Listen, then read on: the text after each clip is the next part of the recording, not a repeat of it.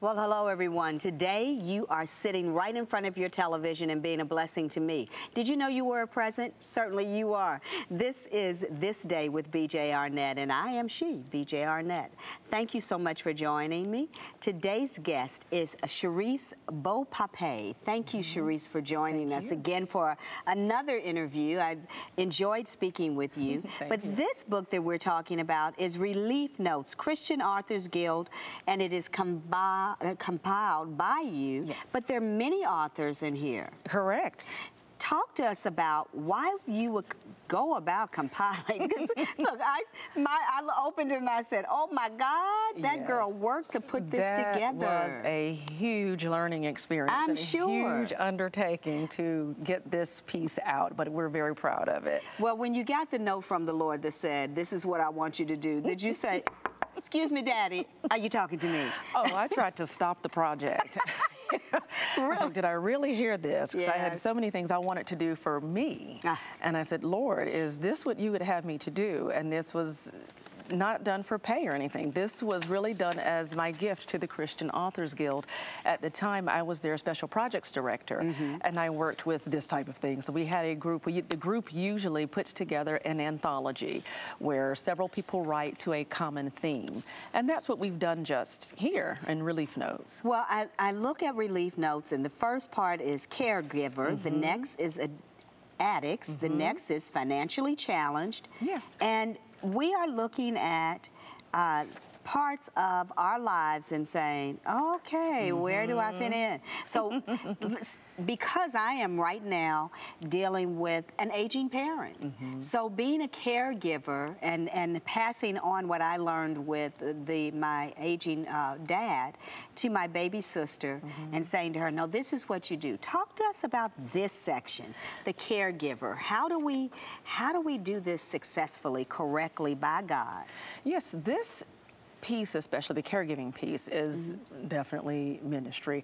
I don't have experience with caregiving in terms of an aging parent, but I do have caregiving experience from the standpoint of a parent. Yes. and for those that aren't parents, you may be a nurse, a teacher, a doctor, someone who teaches Sunday school, or that just serves in the community. You are a caregiver. You're caring for people.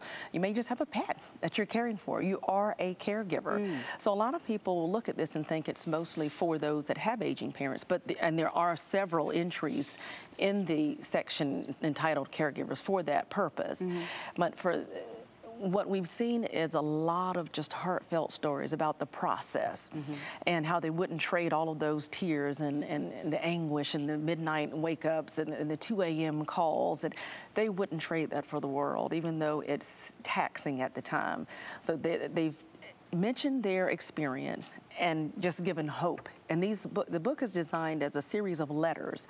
So you'll see in some of the topics, the letter may be written to pooped out caregiver or something like that. I don't think that's one of the titles, but that's a typical title. Right. And one I see here, the first one is Visine user. So it's someone who's been up a long time. Yes, up all night in front of the computer. Yeah, yes. So that's someone who's been a caregiver, and they're weary and they're tired. But after their parent or the aging parent has passed on, they look back on it and they just say, we wouldn't trade it for the world. I know I wouldn't have traded the time that I spent with my dad. I literally, you know, I had a house in one end of town and an apartment in Buckhead, and then my dad said, can you come stay with me for a while? And I thought, that really has a whole lot more to can you come stay with me for a while? Yeah. And you give up the mobility that you have as an independent person to take care of this person who raised you, who took care of you. Yeah. And there are sleepless nights. But you're right, I wouldn't have traded the time I have with him alone, special to he and I. Right, day in and day out. Day in and day out. Yeah, and there are several other ones that the letters are written to Visine user, and then they're signed in cute little ways. Yes. That just really speak to the individual. I'll take a look at one and just share some of the titles and the caregivers, not the titles, but the story. There's a Dear Marred Mama. There is a Dear Waiting. There is a Dear Health Challenge, and all of these are falling under the caregiver category. There's a humiliated 911 caller. And it goes on and on.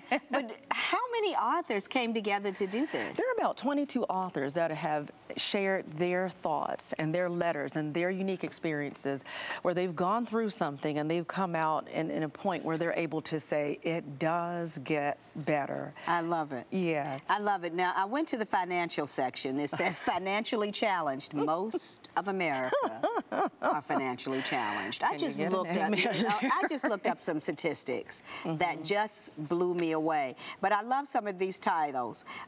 You know, I was a solo parent for a period of time, and title is Solo Parent. Yeah. And then we have one that says Clarence Rack Raider. That's one that I wrote, actually. Oh, that's you wrote? Yeah. I love that. And then, of course, there's the Pedal Pusher, which I am just terrified to even ask. But I love the fact that different authors give you different perspectives. They sure do. Sometimes we get stuck in our own perspective, and reading something like this gives us the ability to see from another man's viewpoint what God is saying to them. How to get out of the muck and the mire that you created for yourself could be found in a book like this. Yeah, and it's all about storytelling. Yes. And I love it because a lot of times you hear the lectures, you know what you're supposed to do, but when you hear somebody that's actually done it and come out, lived it out, yes, and it's come out on the other end, and they're talking to you while you're still in the trenches, it gives you hope. Yes, it really does. And so this is what this book is about: stories of people who've been there, done that. They've gotten all kind of wardrobe pieces from it, and they're there to encourage. So it's about a good story, and this is what that's about. And there's another section in the book. We have the financially challenged, the caregivers, and we also have addicts. Now, the addicts are not, I don't think there's even one that talks about drug addicts or alcohol addiction. They're things like brake light watcher. Yeah, someone who's just on that, you know, they're just on the brake, or they're just constantly looking at the brake lights and just high and dry. Yeah, high and dry. You have obsessed with words, and someone like me who's a writer, yes, you get the red pen out and you can't help yourself. So you're obsessed with the correct usage of the words. Ooh. Yes. But you know, all of this was done under the guidelines of the Christian Authors Guild. Tell us a little bit about that, because I myself am not very familiar with that. Okay, yeah. With the Christian Authors Guild, they're a writers group that meets in Woodstock, Georgia. It's a wonderful group, and they have all levels. They have some that are published, I'm sorry, they have some that are published authors. You have some that are not authors. They're wannabe, where a lot of people fall in that category, and they do workshops and put on workshops and a conference every year, writers conference every year. The Christian, it's a Christian Writers Conference, and they have editors, agents, publishers there that you can meet with. Yes, it's a great opportunity, and it's the gem of this area that a lot of people don't know about, and I just wish they would go ahead, and if you're interested and serious about writing, that's the way to do it, going to writers' conferences. So many people just start off. Yeah, they start off, and because of self-publishing nowadays, it's made it easy for people to get a book out and say, hey, I'm an author.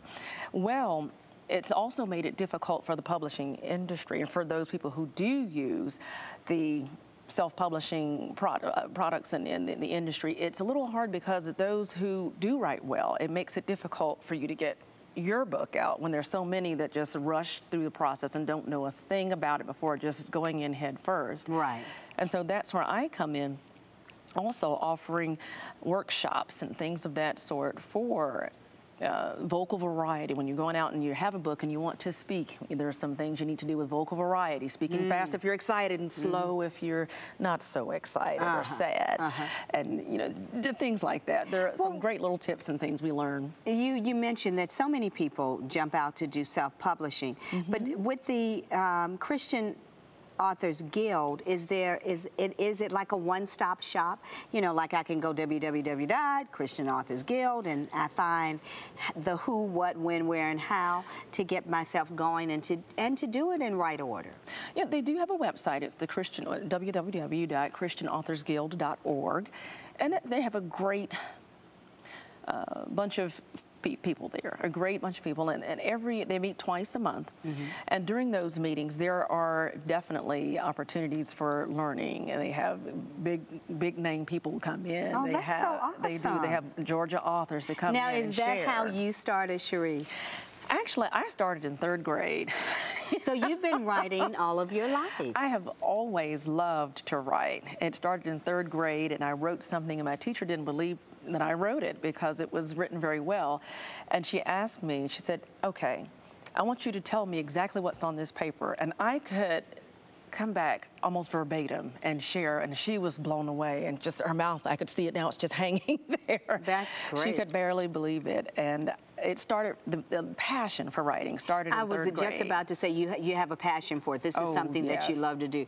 Do any of your children share your passion for writing? My youngest daughter actually writes exceptionally well. I don't know if it's something she wants to pursue, but it's something that she does very well. Like, a lot of people love to sing, but they wouldn't pursue it as a career. Right. So I'm not sure if that's where she is, but she definitely could at this early stage. She's 12 and she's writing some amazing things. That is so wonderful. And as we talked about earlier, our children become what we do, not necessarily what we say, but they imitate what they see us do. They become who we are at our best points and sometimes our worst points. So it behooves us to get it in order. Yes, yes. But when you think about all the things that you've been able to pull together in order to become a better writer, would you say that the Christian Authors Guild has allowed you the opportunity to hone your craft and make sure that you are doing this? Not only are you, first of all, doing it unto the Lord, but you are pulling in people to get them to understand how good God is. Oh, yes. And all the time when we have meetings, and I'm no longer a member now, I think where I am now, I've kind of outgrown the group, but it's a great group. If you want to get started, want to get the basics, the ground rules, it's a great place to start. And I will say that it's, I do appreciate what I've learned there, my time with the group. It's been amazing. And for someone who wants to get started, you'll get all of the education that you need, and they have speakers to come in, workshops, the Writers Conference, there's a mini conference they have coming up soon. They're doing so much in the community, and I've spoken at a few of their conferences. I've been the opening for one of the Writers Conferences that they had. I opened at one of them. And another one, I shared a devotional about my time in South Africa, where I got to do a lot of vocal variety, and that level of storytelling came through with the devotional pieces. And and I want to ask you this because I'm a storyteller, so that really, resonates with me. Yeah. Would you rather write it or tell it?